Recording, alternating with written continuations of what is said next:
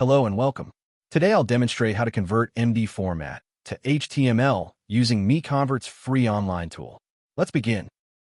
Start by searching MD to HTML converter on Google. MiConvert.com should appear as one of the top results. Click to open it. This is the dedicated MD to HTML conversion page. The tool supports batch conversion and maintains quality during the process. To begin, click Choose File to open the file browser. Locate your MD file, select it, and confirm by clicking Open. The file has been loaded successfully. You can verify the file name and size here. When ready, click Convert Now to proceed.